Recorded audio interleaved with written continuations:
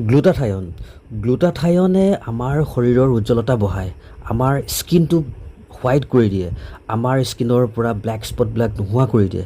কথাটো কিমান দূৰ সঁচা ভিডিঅ'টো চাই অকণমান জানি লওঁ আহকচোন। যে গ্লুটাথায়ন হৈছে এটা এণ্টিঅক্সিডেণ্ট হয়। ই আমাৰ শৰীৰৰ লিভাৰত চিন্থেছিছ হয়।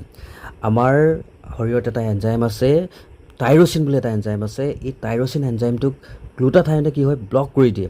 ব্লক কৰি পিনে কি কৰে, ই আমাৰ মেলানিন চিন্থেছিছটো লোৱাৰ কৰি দিয়ে, কমাই দিয়ে। গতিকে আমাৰ স্কিনটোৰ উজ্জ্বলতা বাঢ়ি যায়, আমাৰ স্কিনৰ ব্ৰাইটনেছটো বাঢ়ি যায়, আমাৰ স্কিনৰ ব্লেক স্পট নোহোৱা হৈ যায়।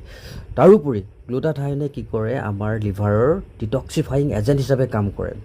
তাৰোপৰি আমাৰ ইমিউনিটিৰ ছাপৰ্টিভ এজেণ্ট হিচাপে কাম কৰে।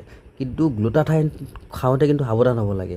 যে গ্লুটাথায়নটো সাধাৰণতে ভিটামিন চিৰ লগত কম্বিনেশ্যন কৰি ডক্টৰে দিয়ে কেতিয়াবা, এইটো ডক্টৰৰ সৈতে কনচাল্ট কৰি ল'ব লাগে। কিন্তু অত্যাধিক যদি গ্লুটাথায়ন খোৱা হয় তেনেহ'লে আপোনাৰ এবডমিনেল ক্ৰেম্প মানে পেটৰ কামুৰণি হ'ব পাৰে, নচিয়া মানে ভমিটিং বা আপোনাৰ এলাৰ্জিক ৰিয়েকশ্যন পৰ্যন্ত হ'ব পাৰে। ধন্যবাদ।